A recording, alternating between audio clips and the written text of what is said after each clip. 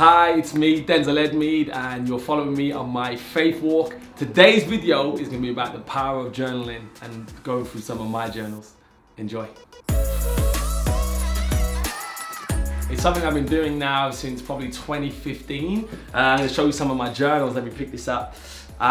So there's some of my journals. I'm missing one. Here we go. That's one of my first ever journals. I don't know why it's got women's shoes on there. But yeah, I've really been journaling for like years, consistently now, every day, every single day. And there's some real power in journaling, and I was really wanting to share that. Obviously, if you follow my channel, a lot of it's going to be really about my faith and my walk in my Christianity. And you know, if you think about the Bible really is a journal. You know, so many different authors, King Solomon, you had Paul, you had John, you had Moses, and they would journal their walk with God. There was power in that, and we are all learning from their journals. Well, you know, for those who are obviously walking by faith and Bible believing, you're actually reading the journal of God's people. There is real power in it. And I remember listening to a guy also called Tony Robbins, incredible motivational speaker, or, you know, I know he hates that phrase, but he's like a motivational speaker. He's like personal development coach. And one of the things that he said is that if you stay in your head,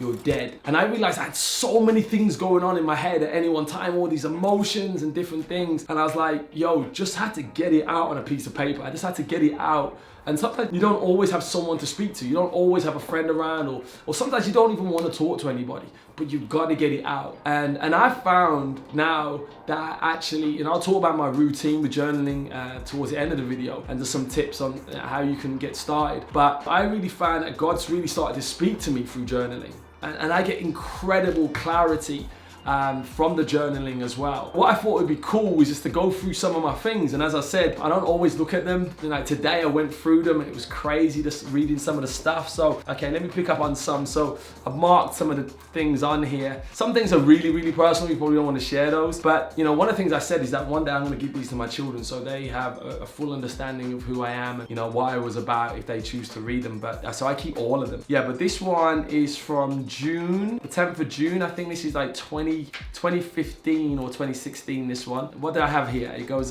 funny, looking at my daily outcomes, didn't have the best of days. So one of the things that I put on here is like daily things that I wanted to do, and I ticked down, did I do them? But wow, God is good. God showed me in the morning a key issue in my life, which is the feeling of significance. When I'm successful, I feel significant. When my wife praises or shows love, I feel significant. Obviously, I'm divorced now. There's a video. If you haven't seen that, go check out the video. I'm divorced now, but obviously this is when I was married. I feel significant. God showed me I have the wrong focus. Not being loved as a child, you begin to search for significance in different places. 38 years old, I know that it's my relationship with God that brings my significance. Who knows who I am. I know He loves me and thinks I'm amazing, significant. My prayer, God, please help me to remember this lesson so I don't do it out of mission and not a need for significance. You know, when you look back, you know, when I look at one of the driving forces in my life, we all have human needs, and one of my human needs when I did a study is significance. But actually, it's funny because actually, I wrote that down in here, and I can look back, and at this time when I was feeling like, yo, I don't feel significant, and I only feel significant if I'm working hard, if I'm being successful in business, or I'm making money, or if my wife tells me I'm amazing, or people tell me I'm amazing. But actually, God was like, you don't need any of those things to make you feel significant. You're significant. So that's one bit. Let's have a look at something else, and let's see what else we got. This one's a 2018, so a newer one. This is the 14th of March, 2018, so over a year ago. If something doesn't feel right, seem right, don't ignore it. I put in here. Wow, so easy not to follow what your gut is saying or ignore what the Spirit is speaking. In a partner, I don't want someone who doesn't go to the gym and doesn't take care of themselves. I met someone who meets or ticks so many boxes, but the weight issue and not taking care of themselves health-wise would be an issue. And I realized from my experience, what seems like an insignificant thing will actually become a larger issue. Never be afraid to deal with the issues and confront them, as they will not go away, but they will become much larger and unaddressed. So yeah, so this is, I remember meeting someone. It's funny, like, you know, all the memories flood back when you read through your journal, but I was trying to get clarity. Like, this girl ticked all the boxes, but this is issue of like health, not taking care of her health. And I knew someone who's really into health, even though you ticked all the boxes, this was going to be an issue. And by writing it down, I got clarity actually that, you know, I don't want to pursue this relationship. Now, we wasn't in a relationship, but I didn't want to pursue this because I just knew that in my gut and having the clarity that it wouldn't be right. So yeah, so in that one, you know, great clarity was given. So sometimes it's great just to express how you feel, or sometimes it's great just to get clarity of how you're feeling. I don't think I marked anymore. Oh, did I mark another one? Okay, here's another one. Okay, let's see what this one. This is 2016, October the 26th. God is so in control. Wow, I had a 1 hour conversation with a guy called Rob, and he opened me up. And he opened me up. Anger, sadness, and loneliness. Wow, okay. Exactly what I needed. God showed up. Rob's first time at men's prayer. And when he spoke, our relationship just got deeper. And I helped him and he helped me. We both comforted each other. I also just rested in God, and I felt comforted and the peace, and understand that it's okay and everything will be okay. I must have been going through a challenging time, but it's great because you can put these things down, and we do have challenging times. And by putting them down, it was like just a reminder, it's a constant reminder, actually I'm okay. Things don't always go well. Things can sometimes be a struggle. Read this morning and noticed in my spirit that God is in control and I have nothing to fear. I don't have to work for his favor, just trust in him and watch him take over. I already see this happening before me. God is good, and he's a good father. One of the things I also put on my thing, I have like an affirmation at the end of my journals. I'll put like things like, I am a success. I am full of love. My kids will be saved and protected in God's love. My family's saved and I prosper in my spirit. Gen Hope, which is the business.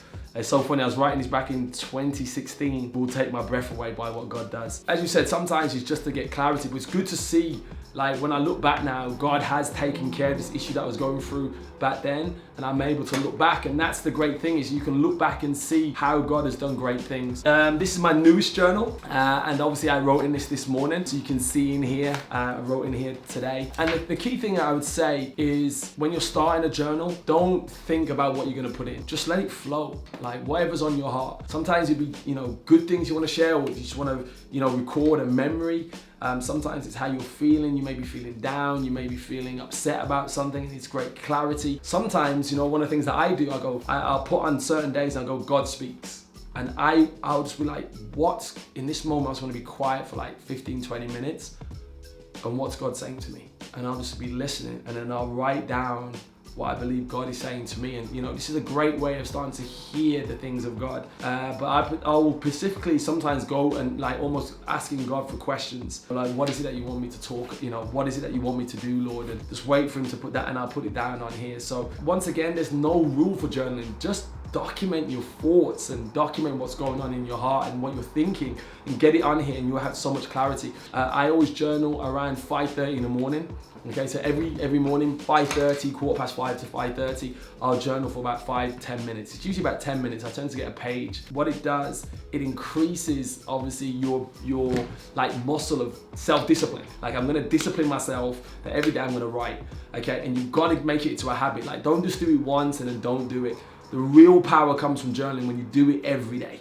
Every day. So the thing is, I don't get overwhelmed with thoughts now, because every day I just dump it on a piece of paper. So I'd encourage you, number one, okay, make it a habit. Find a time that you can make it a habit. That's my number one rule. Okay, and the benefits from that number one rule, by making it a habit, okay, you're teaching yourself self-discipline. One of the things that they talk about, people who journal, you have a great emotional intelligence, EI. Okay, we talk about, intellectual, intelligence, and thing is your IQ. Your EQ is your emotional intelligence. And the more that you can be in touch with your emotions, the more in control of your emotions you can be. Also, it helps you to verbalize. They were saying, like, I know that my creativity of how I try to express myself is far better now.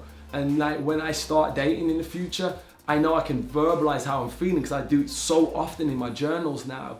It's not a struggle to get out how I'm feeling or why I'm feeling the way that I am. I really hope that this helps, and that you'll start journaling, and then you'll look back, and in a couple of years, you'll have all of these documents in your journey. And the funny thing is, I can see my growth. I can see how I was in 2016, so how I am now in 2019. And I truly believe in 5 years, when I look back over my journals of the last 5 years, I'll see incredible growth. Go out there, make it happen. Make sure obviously that you like this video. If you find it useful, let me know your comments if you're journaling, and tell me the benefits that you're getting from your journey. I'd love to hear your comments. Subscribe to the channel. I'll be bringing you content that can inspire you, empower you, motivate you to take your life to the next level in your walk with God. God's gift to us is life. That's the truth. All right, God gives us life.